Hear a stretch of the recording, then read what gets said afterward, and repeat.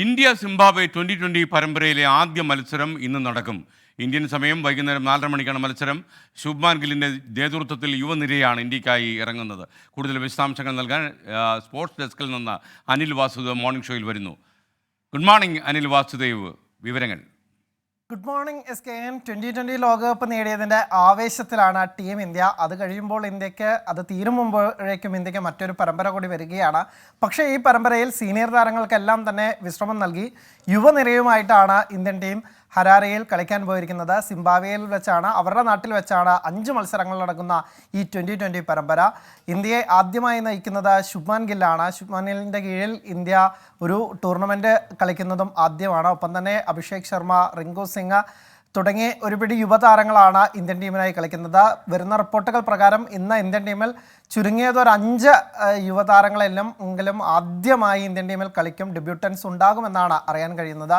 മലയാളി താരം സഞ്ജു സാംസണും ഇന്ത്യൻ ടീമിലുണ്ട്. പക്ഷേ ലോകകപ്പ് ആഹ്ലാദങ്ങളിൽ പങ്കെടുക്കാൻ, ആഘോഷങ്ങളിൽ പങ്കെടുക്കാൻ അദ്ദേഹത്തെ ആദ്യ 2 മത്സരങ്ങളിൽ നിന്ന് ഒഴിവാക്കിയിരുന്നു. അതുപോലെ തന്നെ യശസ്വി ജയ്സ്വാളിനെ, ശിവദുബയെ ഒക്കെ തന്നെ ഈ 3 പേരെയാണ് ആഹ്ലാദ പ്രകടനങ്ങളിലൊക്കെ തന്നെ പങ്കെടുക്കുന്നതിൻ്റെ ഭാഗമായി ഒഴിവാക്കിയിട്ടത്. അവർ അവസാന 3 മത്സരങ്ങളിൽ അവർ പങ്കെടുക്കും. എന്തായാലും ഇന്ത്യ കരുത്ത് പരിശോധിക്കുകയാണെങ്കിൽ ഇന്ത്യയുടെ യുവനിരയാണെന്ന് പറഞ്ഞിട്ട് കാര്യമില്ല. ഏറ്റവും മികച്ച ടീം തന്നെയാണ്. ഒരുപക്ഷെ സിംബാബ്വെയെ 5-0 തോൽപ്പിക്കാൻ പോലും പറ്റുന്ന തരത്തിലുള്ള കരുത്തുള്ള ടീമാണ്. മുമ്പ് ഹാർദിക് പാണ്ഡ്യ പറഞ്ഞതുപോലെ നമുക്കൊരു 3 ടീമെങ്കിലും ഉണ്ടാക്കാൻ സാധിക്കുമെന്നതിൻ്റെ തെളിവാണ് ഇന്ത്യക്ക് സീനിയർ താരങ്ങളെ മാറ്റി നിർത്തിയാൽ പോലും ഏറ്റവും മികച്ച താരങ്ങളെ അണിനിരത്തിക്കൊണ്ടുള്ള ഈ ടീമിനെ അയക്കാൻ സാധിച്ചിട്ടുള്ളത്.